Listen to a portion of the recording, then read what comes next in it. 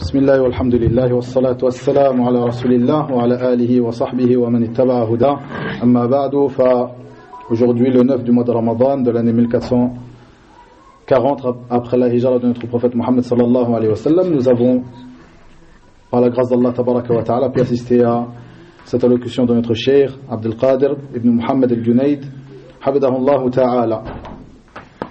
Comme on a eu un petit peu de retard pour l'appel, le cheikh il a écourté un petit peu son cours, donc comme vous voyez il a duré un petit quart d'heure, mais alhamdulillah c'est un grand bienfait que nous avons pu écouter ce cheikh qui nous a donné un petit peu de son temps pendant ce mois béni du mois de Ramadan. Et comme tous les ans depuis maintenant 8 ans, on va faire ces appels téléphoniques, on va essayer de mettre 2 ou 3 appels par semaine, Inch'Allah ta'ala. Cet appel était le deuxième de ce mois ou de cette année 1440 après la hijra de notre prophète sallallahu alayhi wa sallam, et le premier dans la mosquée Masjid al-Sunnah de la ville de Montreuil. Nas'alullah tabaraka wa ta'ala an yuwaffiq al-jami' lima yuhibbu wa yarda.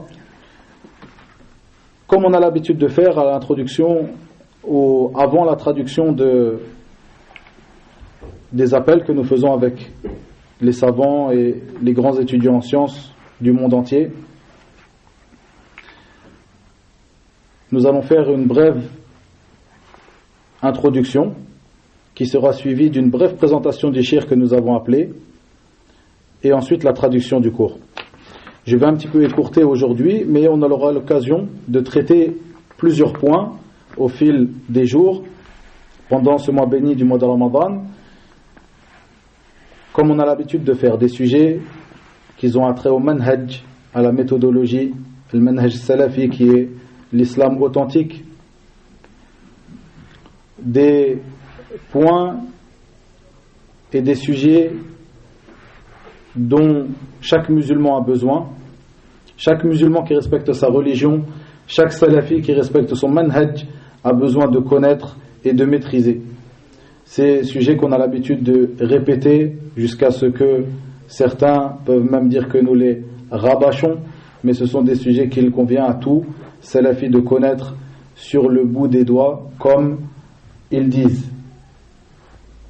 Parmi ces sujets, on va traiter, juste pour énumérer certains d'entre eux, ce qui est en rapport avec les tazkiyat, c'est-à-dire les recommandations, car c'est un sujet qui est très important, comme vous allez voir dans la brève présentation que nous allons faire du cheikh, comme toutes les présentations que nous faisons de tous les mashaykh que nous appelons. Aussi ce qui a trait à ce qu'on appelle al-mufadala bayn al-ulama, c'est-à-dire le fait de préférer un tel parmi les ulama à un autre, c'est-à-dire de dire un tel est plus savant qu'un tel, un tel est le plus savant dans tel endroit, un sujet qui est très important que nous allons traiter. Aussi le fait de vous mettre en avant pourquoi nous faisons ces appels tous les ans, quel est le bienfait, quelle est la chose qui est visée, quel est le but de ces appels téléphoniques et la manière dont on a de les faire. Il y a aussi un autre sujet qui est très très important dont les jeunes ont beaucoup besoin, c'est le fait de savoir qui est le savant. Car aujourd'hui, nous faisons des appels aux gens de science. Certains d'entre eux sont des savants, certains d'entre eux sont des grands savants, certains d'entre eux sont des grands étudiants en sciences. Et le musulman a besoin de savoir la différence et de connaître la différence entre le savant, l'alim, le grand savant, celui qui fait partie de kibar al-ulama, une parole qu'on entend beaucoup dans la bouche de certains, qui est parfois mal comprise, qui est parfois mal utilisée. Alaykum bil kibar, revenez vers les grands savants, qui est une parole de vérité, qui parfois est mal utilisée ou mal comprise. Donc le fait de savoir et de connaître, de faire la différence entre les savants et les grands savants et les étudiants en sciences est une chose très importante, car certains points, certains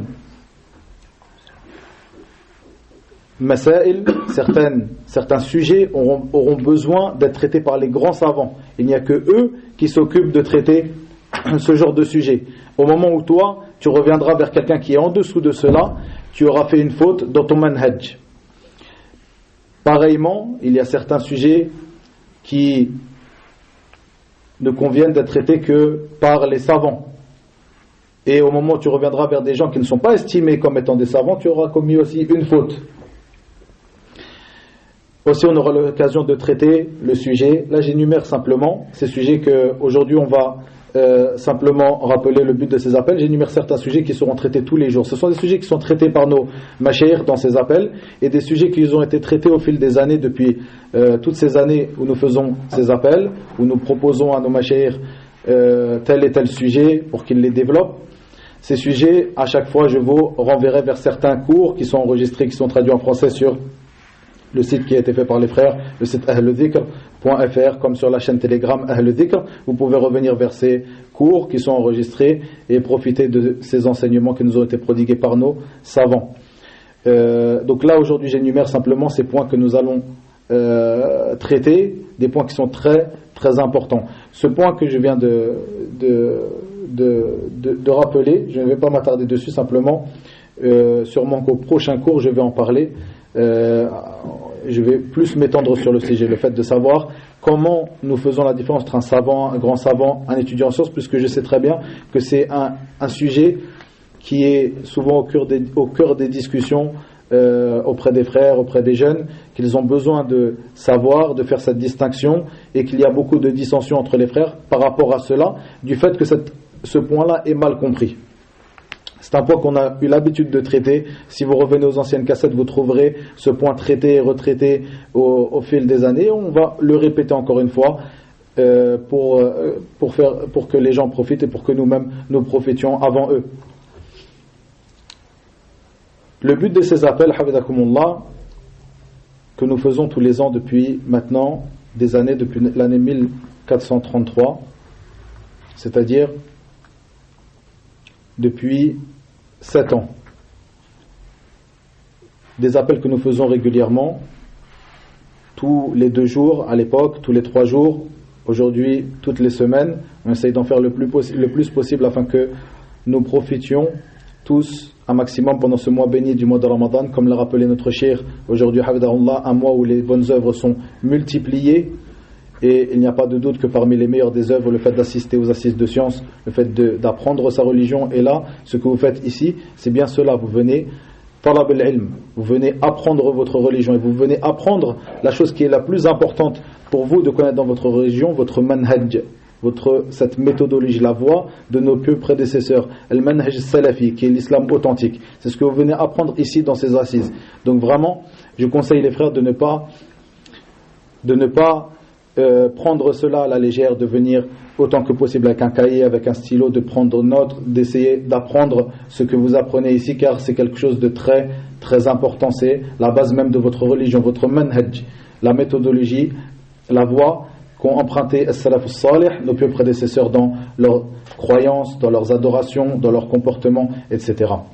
La base même de notre religion, c'est ce que vous faites aujourd'hui, et vous l'apprenez auprès de qui? Pas avec le frère Abdou Samad, pas avec un frère qui a étudié, parfois avec un frère qui n'a pas étudié, malheureusement, mais ici vous l'apprenez avec des savants et des étudiants en sciences qui ont passé des années, une trentaine, une quarantaine, une cinquantaine, une soixantaine d'années dans l'étude de la science, dans la da'wa illallahi tabaraka wa ta'ala. Et ces appels, donc c'est pour cela, nous les faisons pour vous mettre en contact avec ces savants et vous montrer que le fait d'être en contact avec ces gens de science, c'est quelque chose de facile, c'est quelque chose de simple. Le fait d'être en contact avec eux, de prendre la science de eux, d'apprendre votre religion directement de eux, aussi, comme il sera traité dans le prochain cours avec notre cheikh Abdelrahman Kouné, qui sera demain à 3h30, Inch'Allah ta'ala, cheikh Abdelrahman Aouf Kouné de la ville de Médine, Hafidahullah ta'ala, sur le sujet de la langue arabe et l'importance de cette langue et le mérite de cette langue et la manière de l'apprendre et d'avancer dans l'apprentissage de cette dernière. Car aujourd'hui, je suis là pour vous faire un résumé du cours et traduire ce résumé Je ne me prétends pas être un traducteur, mais faire un résumé de ce qu'on a pu entendre et faire la traduction. Beaucoup d'entre vous, alhamdulillah, vous apprenez la langue arabe, vous avez peut-être compris tout le cours, pour certains d'entre vous la moitié du cours, pour certains d'entre vous un quart du cours, certains d'entre vous n'avez pas compris du tout le cours en arabe, et ça, ce n'est pas un mal, mais on vous pousse toujours à apprendre la langue arabe afin de faire sauter ces barrières-là et de plus avoir besoin de personnes comme nous, qui sommes nous des étudiants en sciences, walillahi alhamd, et qui, notre rôle, comme nous le dit ce grand savant, le Cheikh Zayd ibn Muhammad al-Madkhali, rahimahullah ta'ala, lorsqu'il lui a été posé la question, ça c'est une question qui est très importante, et par le qadar d'Allah azza wa jal al-ajib, cette question a été posée par des gens de France, il y a des années auparavant. Pourquoi ce qadar d'Allah qui est ajib? Car c'est une chose qu'on ne voit pas vraiment être pratiquée en France, sauf par certaines personnes, alhamdulillah, il y a des frères alhamdulillah qui pratiquent cette chose-là, mais pour vous dire que c'est une chose qui est très peu pratiquée, le fait que quand on lui a posé la question quel est le rôle des étudiants en sciences, il a répondu, ce grand savant, rahimahullah ta'ala, leur rôle est de mettre les gens de la masse, les jeunes, en relation avec les savants. C'est bien ça le rôle des étudiants en sciences, et c'est ce qu'il nous convient de faire. Pas de mettre en relation les gens avec nous, que les gens s'attachent à nous, que les gens, une fois qu'ils ont besoin de quelque chose, reviennent vers nous, plutôt que s'ils viennent vers nous, c'est pour qu'on leur facilite l'accès aux savants, pour qu'on leur traduise quelques mots qu'ils n'auront pas réussi à traduire dans leurs questions, peut-être leurs questions en entier, mais toujours les pousser à avancer, à faire sauter ces barrières et à apprendre la langue arabe. On les envoie aussi vers des savants qui, eux, comprennent et parlent la langue arabe, comme par exemple ce savant Cheikh Mohamed Ali Farkous en Algérie, et autres que eux parmi des savants qui peuvent comprendre la langue arabe ou qui ont des élèves qui sont francophones, vers qui vous pouvez revenir. Voilà, donc ces appels, c'est vraiment cela le but. Le but aussi est de vous faire découvrir vos savants, les savants de ce manhaj, les savants salafis. Vous les faire découvrir, car il y a beaucoup de personnes qui ne savent pas qui sont leurs savants. Si tu leur parles qui sont les savants, ils connaissent 2-3 noms et voilà, et ils ne les connaissent pas réellement, ces savants. Peut-être des choses qu'ils ont entendues. C'est pour cela aussi que nous faisons toujours une brève présentation du cheikh que nous avons appelé, et une chose très importante aussi, le fait de mettre en avant, même une chose qui est plus importante encore que cette brève présentation, le fait de mettre en avant qui sont les savants qui l'ont recommandé. Et cela, nous le faisons sur la parole de Muhammad ibn Sirin, rahimahullah ta'ala, et d'un grand nombre de salaf radounallahi alayhim, qui a été rapporté d'un grand nombre de salaf radounallahi alayhim, qui est cette parole Inna hadha al-ilma dinun fanzuru amman ta'khuduna dinakum. Certes, cette science est une religion, regardez donc de qui vous l'apprenez. Pour cela, je vais, bien sûr, comme je vous l'ai dit aujourd'hui, écourter cette introduction. Donc je vais m'arrêter ici pour l'introduction. Inch'Allah, on reprendra demain avec ce sujet. Inch'Allah, j'espère traiter ce sujet encore une fois par rapport à la différence entre les savants, les grands savants, vers qui revenir à quel moment, Inch'Allah ta'ala, pour l'introduction. Et donc là, on va commencer la présentation de notre cher Abdel Qadir al-Junayd. Je vous renvoie aussi vers l'audio qui a été enregistré il y a quelque temps, qui a été avec notre cher et notre père Hassan ibn Abdel Wahhab al-Banna, hafidahullah ta'ala, le père des salafis d'Égypte et notre cher à tous. Ce cher chez qui moi personnellement j'étudie depuis une dizaine d'années aujourd'hui, walillah alhamd, en Égypte, qui était professeur de Aqidah pendant 14 ans à l'université de Médine, qui faisait partie des amis et proche de Cheikh Al-Albani rahmahullah, de Cheikh Al-Imam Rabi' ibn Hadi Al-Madkhali hafidahullah ta'ala, et autres que eux. Et cet audio qui a été enregistré il y a quelque temps, qui a été le premier audio de cette série d'appels cette année, qui a été fait uniquement sur la radio, donc pas à la mosquée, et on aura sûrement l'occasion de revoir notre cheikh, soit pendant le mois de Ramadan, soit un petit peu après le mois de Ramadan, jusqu'à mon départ, Inch'Allah ta'ala, qui est un conseil très précieux, qui a duré peu de temps, mais qui est un conseil très précieux que vous retrouverez. Je pense que les frères l'ont mis sur le site Ahlul Dhikr, en tout cas il est sur la chaîne Telegram Ahlul Dhikr. Je vous conseille de revenir vers ce conseil, car il est vraiment très précieux, surtout dans ce que nous vivons au jour d'aujourd'hui. Walhamdulillah, revenez vers lui et profitez de ce conseil. Aussi, pour savoir qui est ce cheikh Hassan ibn Abdel Wahhab, j'ai fait bien sûr sa présentation comme je l'ai fait à maintes et maintes reprises durant toutes ces années, car il a l'habitude de nous donner le kalima, de nous donner le cours. Notre cheikh que nous avons eu aujourd'hui, Cheikh Abdel Qadir ibn Muhammad al-Junayd, c'est un des mashayikh de la ville de Dammam en Arabie Saoudite. C'est un des mashayikh qui est connu auprès de nos savants, qui a étudié auprès de Cheikh l'imam Mohammed ibn Salih al-Uthaymin, rahimahullah ta'ala, qui a étudié aussi auprès de Cheikh l'imam Abdul Aziz ibn Abdullah ibn Baz, rahimahullah ta'ala, et autres que eux parmi les grands savants de qui il a pu profiter. Parmi ces savants aussi, chez qui il a étudié, Cheikh l'imam Rabi' ibn Hadi al-Madkhali, Hafidahullah ta'ala wa matta'a bihi, qui lui-même le recommande et envoie ou renvoie vers lui et le conseille de prendre la science de lui. C'est quelqu'un qui a passé de longues années dans l'étude de la science et de longues années dans la da'wah et dans cette ville de Dammam. Voilà une des choses sur laquelle nous essayons de mettre un point et d'attirer l'attention des jeunes, le fait que dans ces appels, vous verrez que nous avons l'habitude de ne pas appeler des mashayikh du même pays ni de la même ville, afin que chacun d'entre nous vient d'un pays différent. Chacun d'entre nous peut-être désire aller étudier et parfois ira étudier dans un pays différent. Donc il nous convient de savoir au moment où tu vas voyager vers un pays, que ce soit pour habiter dans ce pays, étudier dans ce pays, car comme vous connaissez l'obligation pour beaucoup d'entre nous de la hijra, de l'immigration, de revenir vers les pays musulmans, quand les conditions, en fonction des conditions de cela, les conditions de rester dans les pays de mécréance. Donc comme vous savez, la hijra est une chose qui à la base est obligatoire pour tout musulman. Donc à partir de là, comme nous sommes de pays différents, nous sommes amenés à voyager vers nos pays respectifs, voyager vers certains pays pour apprendre la religion, voyager vers certains pays pour aller visiter les savants, voyager vers certains pays pour faire le hajj ou la umrah. Comme donc bien sûr à Mecca, quand vous partez à Mecca, généralement vous allez visiter la ville de Médine, etc. Donc à partir de là, il te convient de savoir qui sont les savants dans tel et tel endroit. Certains d'entre nous vont partir travailler, peut-être des frères, il y en a, des frères de France qui vont travailler dans la ville de Riyad, en Arabie Saoudite, et pas très loin de la ville de Riyad se trouve la ville de Dammam. Pareil, la ville de Jubayl, qui est pas très loin, où il y a ce cheikh qu'on espère avoir cette année, le cheikh Mohammed ben Ramzan al-Hajiri, Hafidahullah ta'ala.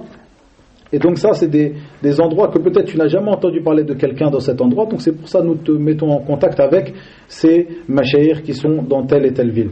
Certains d'entre vous viennent de tel ou tel pays. On vous fait connaître les mashayikh de vos pays, car peut-être tu n'en as jamais entendu parler. Alhamdulillah, au moment où tu vas voyager vers cet endroit, tu sauras d'entrer vers qui descendre et vers qui profiter et prendre la science de par ces présentations et de par ces appels que tu auras pu assister. Walillah alhamd wahdahu. Au fil des années, il y a eu beaucoup de frères qui sont venus assister, qui après ont fait cette démarche de partir étudier, et certains frères m'ont contacté, dans les pays où ils sont partis, certains frères que j'ai vus directement en Égypte avec nous, qui m'ont dit, si ce n'était pas par l'intermédiaire de ces appels téléphoniques, je n'aurais jamais connu ces savants vers qui j'ai étudié, vers qui je suis descendu au moment où j'ai voyagé vers tel et tel pays, et de qui j'ai profité et qui m'ont évité de tomber dans beaucoup de problèmes et parfois d'interdits. Car la relation que tu as avec les gens de science, c'est une relation très importante pour le musulman, car dans cette relation que tu as avec les gens de science, tu mets en application l'ordre d'Allah tabaraka wa ta'ala qu'il a évoqué dans 2 versets différents de son livre. Fas'alu ahla dhikri in kuntum la ta'lamun. Demandez aux gens de science si vous ne savez pas. Donc ce cheikh, comme je viens de vous le présenter, Cheikh Abdul Qadir ibn Muhammad al-Junayd, est toujours sur cette parole. Inna hadha al-ilma dinun fanzuru amman ta'khuduna dinakum. Certes, cette science est une religion, regardez donc de qui vous la prenez. Il t'est un droit de demander qui est cette personne que nous allons appeler, qui est cette personne vers qui je vais m'asseoir, qui est ce frère vers qui je vais prendre des cours, qui est ce frère qui nous fait même la traduction, qui est ce frère de cette traduction que tu m'envoies sur le WhatsApp, etc. Qui est cette personne, c'est ton droit, et c'est ton droit, et parfois même, ou bien souvent c'est une obligation de savoir qui est cette personne de qui tu vas apprendre ta religion, au moment où toi, et plusieurs parmi les ulama, ils parlent de cela. Ils ont l'habitude de le rappeler, et surtout l'ulama qui donne des cours dans la mosquée de Médine, dans la mosquée du prophète sallam ou la mosquée de Mecca, car ils ont l'habitude de voir des gens qui viennent pour la Umrah et des Hujjaj, qui eux vont demander à n'importe qui des avis religieux. Ils ont l'habitude de mettre l'accent sur cela et de mettre un point sur cela. de dire quand c'est pour ta voiture, tu vas demander sur tel et tel mécanicien. Quand c'est pour ta santé, tu vas demander sur tel et tel médecin. Mais quand c'est pour ta religion, tu vas te contenter de voir un frère qui a une barbe, qui a un khamis, etc. et tu vas aller vers lui pour lui demander. Parfois, c'est exagéré, mais il y a des gens qui font comme cela. Parfois, chez des frères qui, eux, ont appris un petit peu du manhaj, ils ne tombent pas dans cela, mais tombent sur quelque chose d'autre. Ils vont chez quelqu'un prendre des cours ou assister à un cours, une traduction, etc. mais ils n'ont pas fait cette démarche de demander qui il est, que ce soit lui directement ou si tu as honte de demander aux frères qui sont là. Et faire attention à ce que les frères qui sont là ils te disent. S'il te dit oui je crois qu'il a étudié dans tel endroit, toi c'est pas suffisant pour toi, c'est ta religion que tu viens apprendre, ton manhaj, cette chose sur laquelle tu seras interrogé dans ta tombe. Donc il te convient de faire attention à cette personne.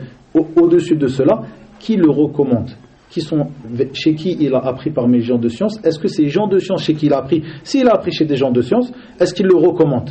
Est-ce que les frères qui eux étudiaient au même endroit, qui sont connus auprès de nous comme étant des frères salafis, alhamdoulilah, qui ont un bon manhaj, est-ce que eux ils disent de bien de ce frère là, ou c'est un frère qu'ils ne connaissent pas, qui ne se mélangeait pas avec eux? Faites attention les frères, le salafi il se mélange avec ses frères. Le salafi ne reste pas en marge comme cela et on ne le voit pas, il n'a pas de relation avec ses frères. Ça, ce n'est pas normal. Donc voilà, ça c'est une chose qui est très importante. C'est un sujet qu'on aura l'occasion de traiter dans ce qui est en rapport avec at-tazkiyat, c'est-à-dire les recommandations des gens de science, etc. Comment se fait cette recommandation? Sujet que nous avons beaucoup traité au fil des années, que nous avons traité aussi pendant ces appels. Donc ici, le plus important ici, au-dessus de cette brève biographie, de savoir que ce cheikh a étudié parmi les imams de ce siècle, le fait de savoir que des grands savants, parmi eux cet imam, l'imam Rabi' ibn Hadi al-Madkhali hafidhahullah, le recommande et renvoie les jeunes vers lui pour apprendre la science. À partir de là, tu es apaisé, tu as fait ce qui était obligatoire dans ta religion, tu as su que l'ulama recommande cette personne-là, donc tu peux prendre de lui la religion. Le cheikh, après avoir fait les louanges à Allah tabaraka wa ta'ala et les salutations sur le prophète Muhammad sallallahu alayhi wa sallam, comme en guise d'introduction, après cela, il a commencé à nous dire que parmi les heures les plus importantes pour le musulman sont les heures qu'il passe avec le livre d'Allah Azza wa Jal, le Coran. Lorsqu'il le lit, le récite, le psalmodie, lorsqu'il l'apprend, que ce soit de le mémoriser ou d'apprendre les règles de sa récitation ou les règles juridiques qu'il renferme, cela sont les meilleures heures qu'il passe dans sa vie. Le cheikh nous conseille donc de suivre cette voie, la voie du Coran, la voie de l'apprentissage et de la récitation du Coran, et en particulier pendant ce mois béni du mois de Ramadan. Le cheikh nous dit de s'encourager et de s'encourager soi-même et donc de s'encourager les uns les autres à cela, les vieux comme les jeunes, les femmes comme les hommes, comme les enfants. Il est important de faire de nos maisons et des endroits, c'est-à-dire de nos montures, c'est-à-dire aujourd'hui la voiture, etc., d'en faire des lieux de récitation du Coran. Et le cheikh de nous dire que la récompense est multipliée pendant ce mois béni du mois de Ramadan. Car la récompense, Allah Azza wa Jalla a fait que la récompense pour les œuvres est multipliée en fonction des temps, des périodes, des saisons, comme la saison du mois de Ramadan, comme les 10 premiers jours du mois de Dhul Hijjah, etc., comme par les endroits. La récompense est multipliée en fonction des endroits, comme la Mecque, comme Mecca, comme Al-Médina, etc. Et le cheikh de nous dire que ceci est la voie que notre prophète sallallahu alayhi wa sallam avait l'habitude de suivre, la voie du Coran pendant le mois de Ramadan, le fait qu'il se tournait vers le Coran pendant ce mois en particulier, et que c'est un mois où Jibril alayhi salam venait voir le prophète sallallahu alayhi wa sallam et lui faisait réviser le Coran. Comme il a été rapporté dans As-Sahihayn, le Sahih de l'imam al-Bukhari et le Sahih de l'imam Muslim, an Ibn Mas'ud radiyallahu anhu, que le prophète sallallahu alayhi wa sallam était la personne la plus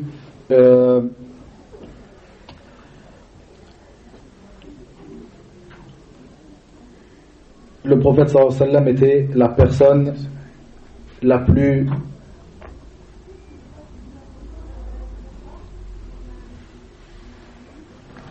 comment dire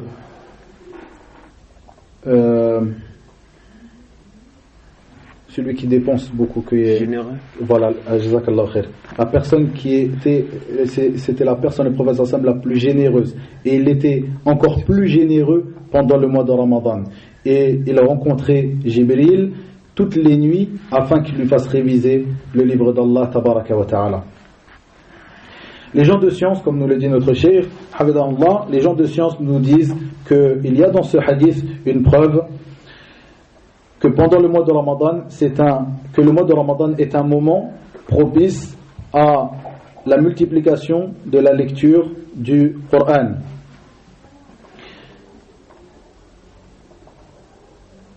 Et comme cela, ils nous disent, d'après ce hadith, que c'est un moment propice, et parmi les preuves aussi qui nous montrent que ce mois-là est un moment propice pour la lecture du Coran, le fait que le Coran a été révélé pendant ce mois. Comme Allah Azza wa Jalla le dit dans le sens approximatif de ces paroles, le mois de Ramadan dans lequel nous avons fait descendre le Coran comme guidé pour les gens.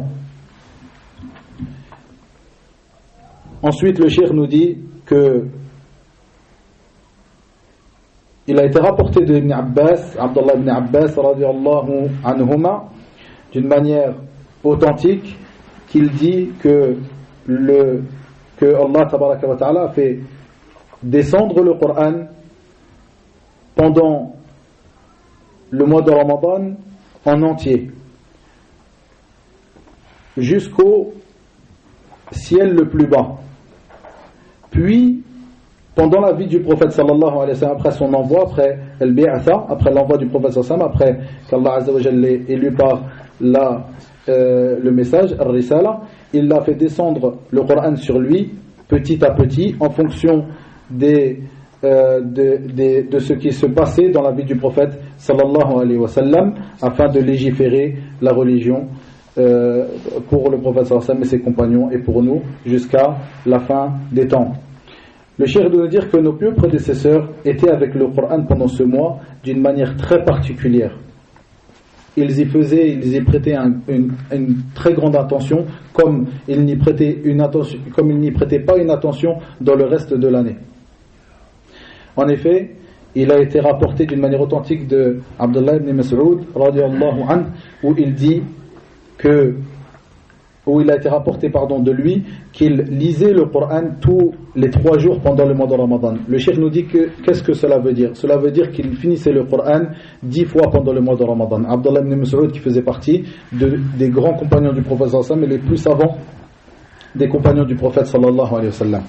Il nous dit aussi notre cheikh hafidahullah ta'ala qu'il a été rapporté d'une manière authentique de Ibrahim al-Nakha'i, qui faisait partie des imams de Tabi'in, qui rapporte de Al-Aswad, qui lui-même faisait partie des grands imams de Tabi'in et des grands fuqaha de Tabi'in, ainsi que des pieux de Tabi'in radiyallahu anhum ajma'in, que ce dernier, Al-Aswad, il avait l'habitude pendant le mois de Ramadan de faire des efforts dans la lecture du Coran afin de pouvoir le terminer toutes les 2 nuits. C'est-à-dire, comme nous le dit le cheikh, qu'il terminait le Coran 15 fois par mois, 15 fois pendant le mois de Ramadan. Ensuite, le cheikh nous rappelle un athar qui est rapporté par Abd al-Razzaq dans son Musannaf, où il rapporte de Ibrahim al-Nakha'i que lui-même lisait le Coran tous les 3 jours pendant le mois de Ramadan, et une fois qu'il arrivait aux 10 dernières nuits du mois de Ramadan, il le lisait toutes les 2 nuits. Et il faisait al-ghusl, il faisait al-ghusl, le bain rituel, le lavage rituel, toutes les nuits. C'est-à-dire qu'il lisait le Coran, comme nous le dit notre cheikh, toutes les 3 nuits jusqu'aux 10 dernières nuits. Ensuite, pendant les 10 dernières nuits, il le lisait 5 fois, c'est-à-dire toutes les 2 nuits. Il nous rappelle aussi notre cheikh, hafidahullah ta'ala, que l'imam al-Bukhari lisait le Coran et le terminait toutes les nuits pendant le mois de Ramadan.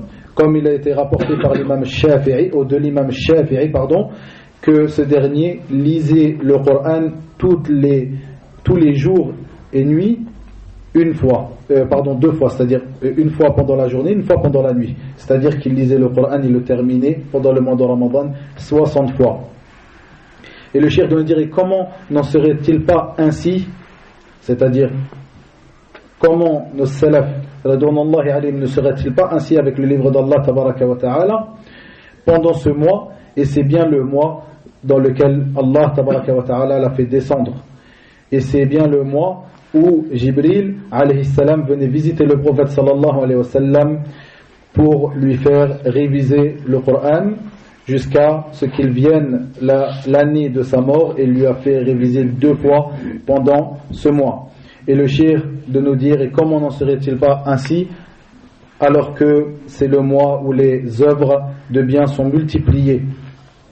Le cheikh nous conseille donc d'apprendre le Coran, car comme il est rapporté d'Abdullah ibn Mas'ud radiyallahu anhu, où il rapporte du prophète sallallahu alayhi wa sallam qu'il dit que le Coran, il sera, ou il dit apprenez le Coran, car certes il est écrit pour chaque lettre que tu lis du Coran 10 hasanat, 10 bonnes œuvres, et pour chacune de ces lettres que tu lis, il te sera pardonné 10 sayyi'at, c'est-à-dire 10 mauvaises actions.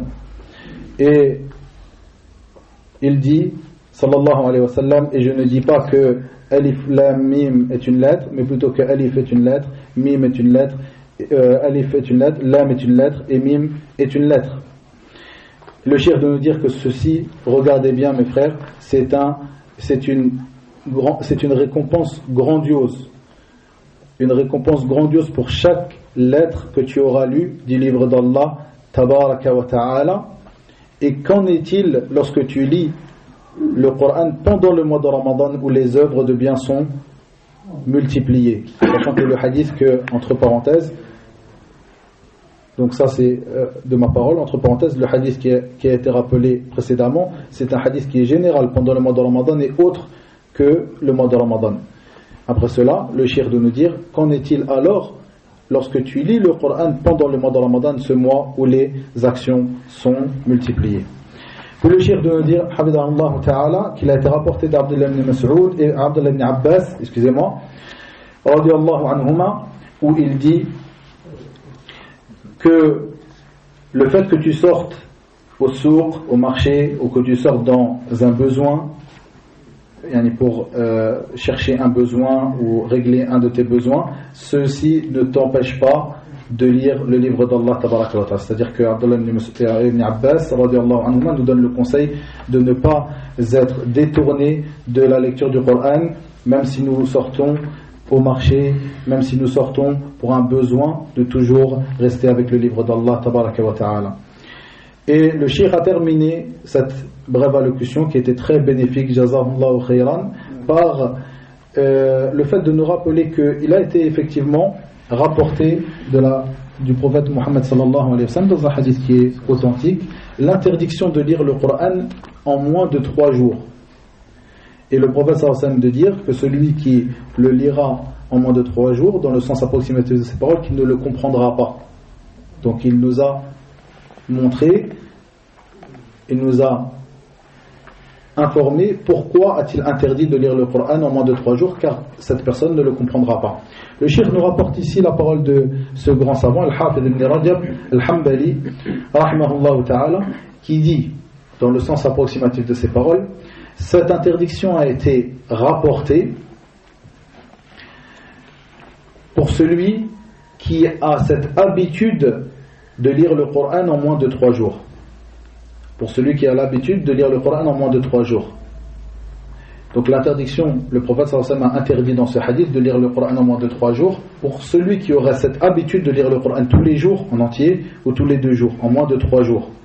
Mais, comme le dit Al-Hafidh ibn Rajab rahimahullah ta'ala, mais lors des moments préférés, les saisons préférées, comme le mois de Ramadan, ce mois où se trouve Laylat al-Qadr, la nuit du destin, comme ils le traduisent communément en français, ou dans des endroits préférés, comme Mecca ou Al-Medina, eh bien, à ce moment-là, le musulman devra profiter de ces instants et de ces endroits pour multiplier sa lecture du Coran. et le shir Al-Hafid ibn Rajab de terminer cela et de dire que ceci est la parole de l'imam Ahmed, de l'imam Ishaq ibn Rahawai et de un grand nombre des imams de Salaf parmi as-Sahaba et ceux qui les ont suivis dans le bien. Et le shir nous a terminé sur cette parole un détail qui est très important ici. Jazahullahu khayran wa ila huna wa billahi tawfiq wa sallallahu wa sallam wa baraka ala nabiyyina Muhammad walhamdulillahi rabbil alamin.